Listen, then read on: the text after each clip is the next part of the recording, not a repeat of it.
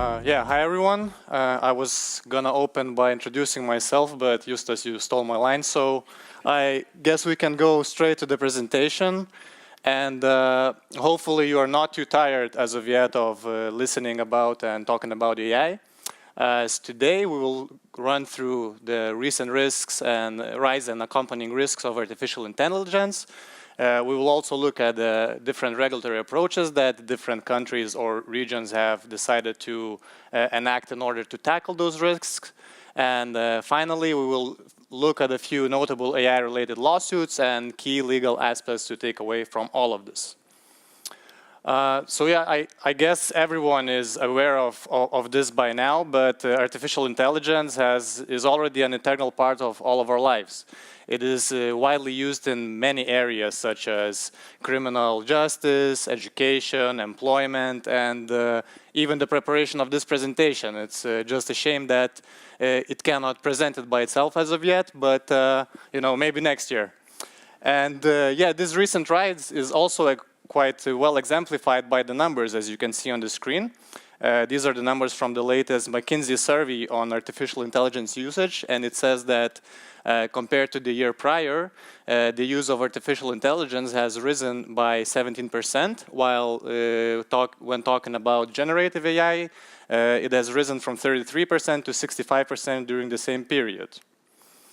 And it is this interest in generative AI that has put on a wider spotlight of AI capabilities in general, which has led to additional AI developments, leading to more accurate predictions, AI being able to make smarter decisions and better automated processes.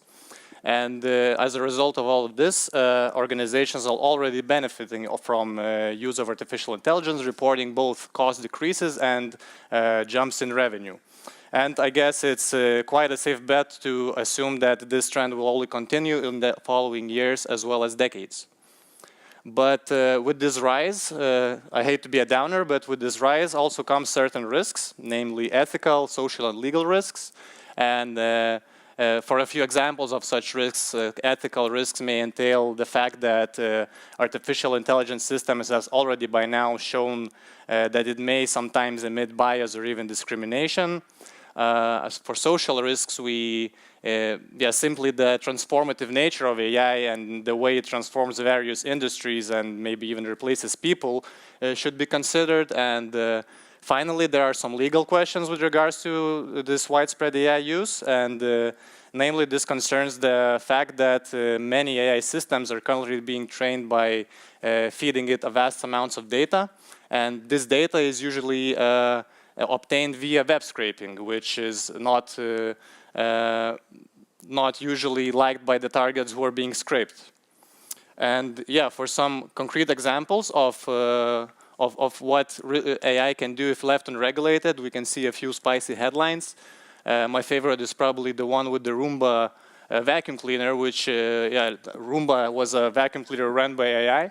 And it recorded its surroundings, and the end result of that was that the images of its owner, who was sitting on the toilet, ended up on Facebook. So yeah, it's quite amusing, but not until you end up on the other side of that, I guess. Similarly, Amazon was already a few years back, I believe, using AI in order to help its recruitment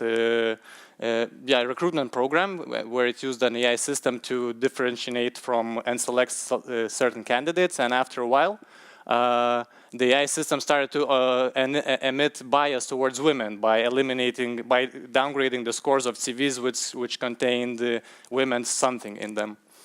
So yeah, in order to avoid the future as envisioned by Oracle's Larry Ellison, regulation is quite necessary. But as with many things, regulation of AI has both its benefits and drawbacks, and namely the benefits would be the protection of rights. So I guess, yeah, protection of rights of people such as the women who ended up exposed on Facebook. It also would provide legal certainty, which would help certain companies, all of companies who use AI or develop AI, to know what to expect when developing artificial intelligence systems.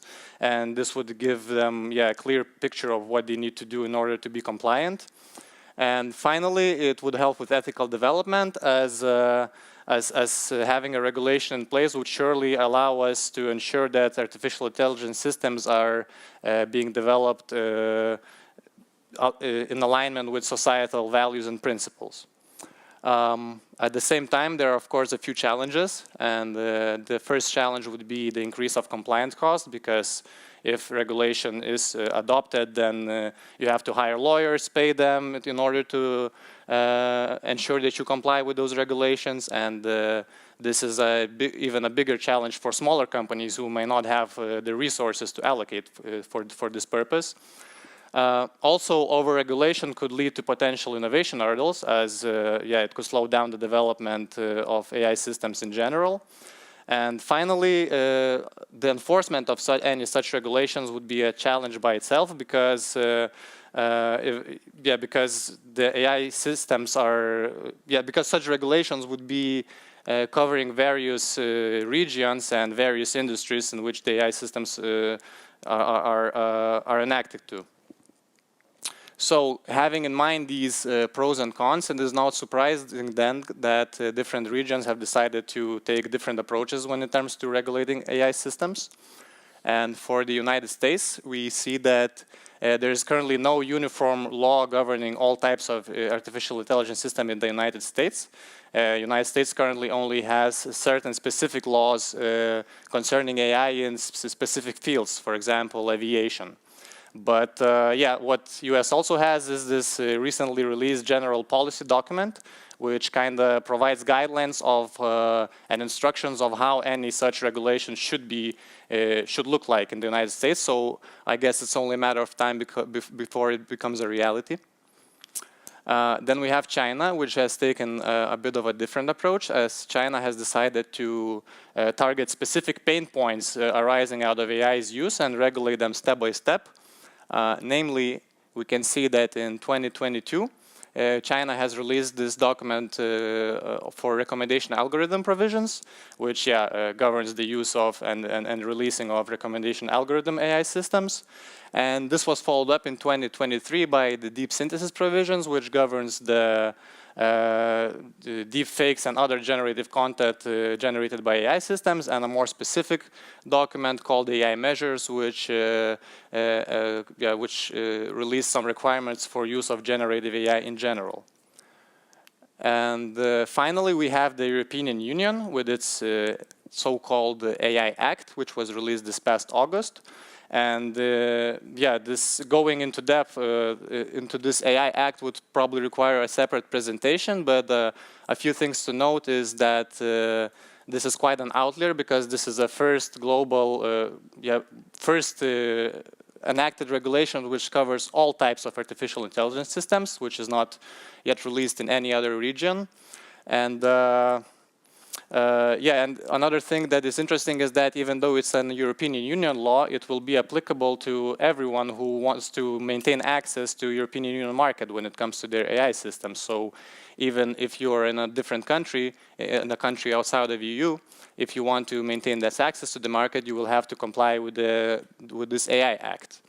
But there's still some time before it becomes fully effective, because the European Union has decided to enact its enforcement in stages, with first provisions of the AI Act becoming effective in February 2025, while the whole Act will only become effective in 2027.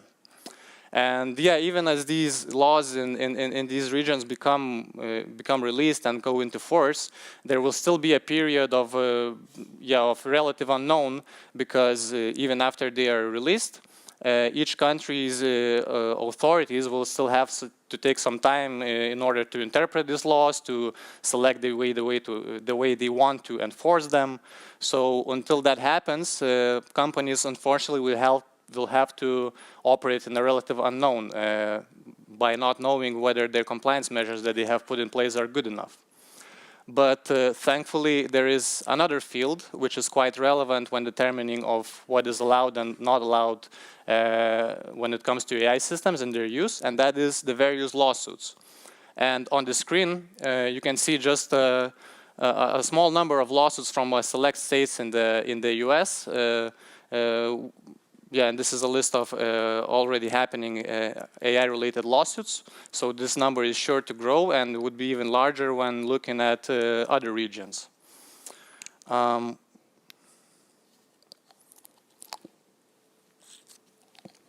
sorry. I want to talk about a few of the most interesting current cases.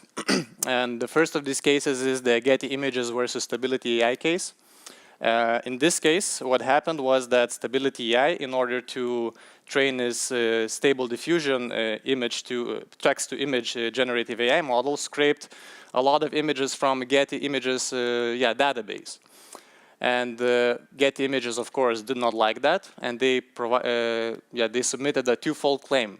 First, they said that by using their copyrighted content, they breached their intellectual property rights. And what they also said was that this content is sometimes so similar to their original photos that it even sometimes reproduces the Getty Images watermark. And you can see this example on here. It does look quite similar. But it is not surprising that Stability AI had a different view on the situation, because what they said that by making this claim, that Getty Images misses the whole point of generative AI altogether, because according to them, generative AI and their stable diffusion model always produces original and synthetic models independent of the material that it was trained upon. And they say that this is proven by the fact that if you put in a certain prompt into the stable diffusion model, it will never produce two similar images. So according to them, yeah, this is as far as you can get. To me, it looks quite similar, but I guess it's up to the courts to decide. And as for the watermarks, they also said that this is not a legit claim, because according to them, this was only possible because if a person using the stable diffusion model would specifically type in a prompt requiring the stable diffusion model to produce such watermark, which according to them is then not a copyright infringement. Another interesting case, probably the most well-heard case in the media at least, is the New York Times versus OpenAI case. The situation in this case is quite similar, as OpenAI, in order to train the ChatGPT model, has scraped hundreds of millions of data points from the internet, including New York Times written articles and other content. And New York Times also did not like that, and they sued.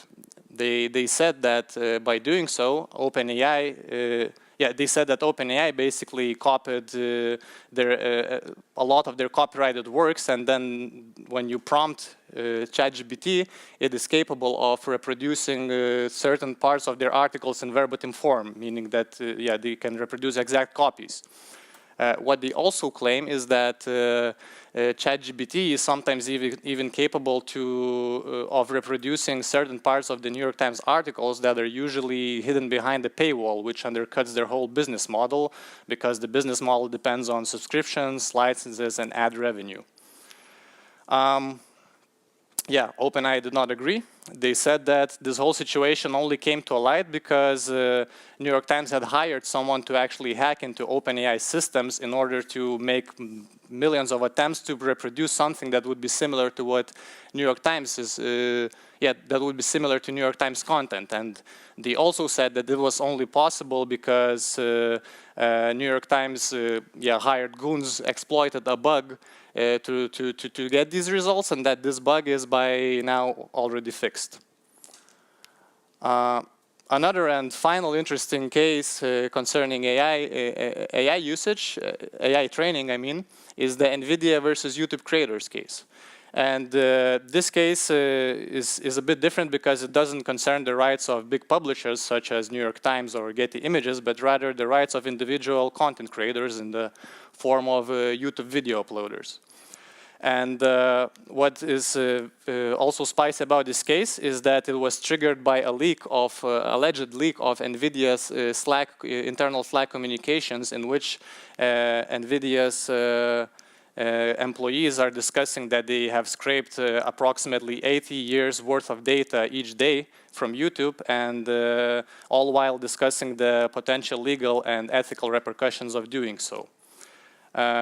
What is a bit different here is also the fact that these content creators, maybe due to the fact of copyright laws being a bit vague in certain points, decided to submit a similar claim, as they did not claim on copyright infringement, but rather they said that NVIDIA, by doing so, meaning by scraping their videos without permission, has acted in an unethical way and unjusted itself and enriched itself unjustly at the creator's expense. So yeah, all of these cases are still in the course, so we do not have an answer for how they will be, how they will go yet. But the fundamental question in all of these cases is whether or not training AI models using copyrighted materials is allowed. And Stability AI, OpenAI, and NVIDIA all claim this this niche exception of fair use in their usage of these copyrighted materials. Because and the fair use is usually this doctrine which allows you to use certain copyrighted works for transformative purposes that benefit the public. And in traditional cases, this fair use exception was limited to things like when you comment on copyrighted works, when you report on them, when you teach about them, parody them, and so on. So as we can see in these cases that we discussed, it doesn't fall under the traditional fair use description, but yeah, it is up to the courts to decide whether they will expand this definition, because it is quite unprecedented, this whole AI training thing. And yeah, ruling in these cases will be absolutely crucial, because they can have an enormous impact on the whole AI industry, because they could force companies to reevaluate how they train their AI models. For example, it may, if in the cases the rulings are against the AI companies, they may be forced to receive licensing from the owners of those copyrighted works. And this additionally could trigger another wave of lawsuits if people see that yeah, they got compensated for the copyrighted material being used by AI companies. So this is all very important, and it has potential to unfortunately slow down the development of AI altogether, because if another wave of lawsuits do come in, this may even detract some investors from investing in certain AI-related projects. And while fostering innovation in artificial intelligence is very important, so is protection of rights of the copyright owners, who understandably should not be left up empty-handed when their original works are used by someone else for commercial gain. So yeah, what do we take away from all of these cases and the laws that are currently in development or are being released? Well, first of all, it's clear that we are currently operating in a gray area in terms of AI training.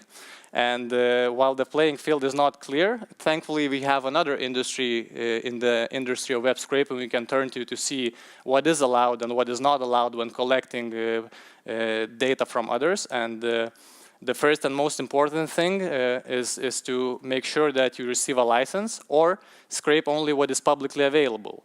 And even then, if you do scrape what is publicly available, it is important to follow certain other data scraping related laws, such as the aforementioned intellectual property rights, making sure that you do not breach them.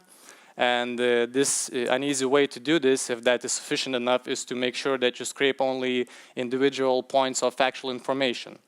Also, if you need to scrape data that is personal data of others, you may breach their certain privacy rights. So usually, in order to be able to do so, you need permissions from the personal data owners to do so. And even if you do have permissions, if you want to use the data to train AI, then additional consent may be required. And yeah, other things such as contract law may also be relevant, and this includes making sure that you do not accept and breach our target websites' terms of service, because they may sometimes prohibit scraping of them altogether. And talking about not legal things, there's also the fact that you should always make sure not to overload the target website by excessive number of requests in order to not break it down. Another point that is important is being able to trace the data, because you should have mechanisms in place to be able to show what data is used where and for what models, because as we've seen, while the laws on using copyrighted material are not set in stone yet, if you are found to be in breach of certain laws when using someone's data to train your AI model, you may be required to delete parts of these data. And if you are not able to show which data was used where, you may be asked to delete the whole model, which would be quite unfortunate. And finally, I guess the most obvious thing is that this whole AI-related laws in relation to scraping thing is not clear yet. So it's very important to keep up with the laws and the decisions of the cases which concern this area. So it is crucial to stay informed and always follow the latest regulations and best practices. So make sure to be mindful of these changes when doing anything in terms of data scraping for AI training, or simply make sure to register to OxyCon next year, and we will make our best efforts to update you. Thank you.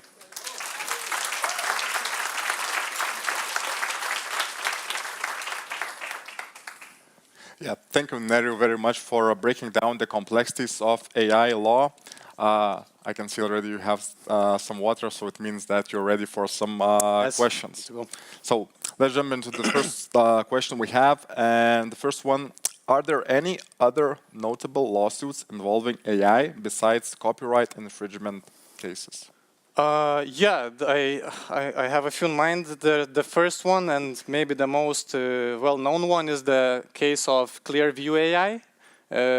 This Clearview AI was a company which was scraping loads of biometric and personal data of other people and then selling it to certain law enforcement institutions in the US in order to for them to be able to use it for biometric remote identification. So when this came to light, Clearview AI got into trouble, and according to laws such as the GDPR, they started getting fines all over Europe and elsewhere. And also a few other cases such as I think it was Workday case, where similar to Amazon, they were using an AI system in order to help them hire certain employees, and this AI system after a while starting to emit discrimination based on race. And I guess those would be the main. Oh, one more short one. Air Canada, they got into trouble for using a chatbot, and they did not inform the user that the chatbot was in fact a chatbot, and then this chatbot gave the user false information with regards to compensation that he's entitled to in relation to cancellation of his flight or something. And they tried to argue that they're not responsible for this because this is an agent, not them, but that did not work out. Okay, so it's very safe to say that it's not only copyright infringement cases, there are a lot more, right? Yeah, I guess copyright infringement is mostly relevant to web scraping, because this is the easier slip up you can do, and as you can see, many companies either slipped up or took a calculated risk. Yeah, true. Thank you for that. Another question we have is, what kind of AI systems will be outright prohibited by the AI laws? So prohibitions, I think, are mostly, as far as I know, relevant in terms of the EU AI Act, and this act in general divides all AI systems based on their risk level. So it has low risk, minimal risk, medium risk, and high risk. No, sorry, high risk, prohibited risk. Anyway, only prohibited risk systems will be forbidden by this act, and those are the systems that are inherently dystopian and inherently pose a threat to human not only safety but well-being, such as social scoring systems or for example, toys that would emit signals for children in order for them to want to buy more toys. So yeah, these really messed up scenarios. Okay, very interesting. Thank you very much. And the last question we have is, will AI developers in other countries need to comply with US, China's, and European Union's regulations on AI? Yeah, so with the EU, I think I already mentioned this during the presentation that they will. In China, as far as I know, it's also quite similar. It says that if you make your AI system available in China, you will have to comply with their laws, which is, I think, kind of logical. And the US doesn't have a general AI use law as of yet, but I'm fairly certain that it will be similar to those other examples. Okay.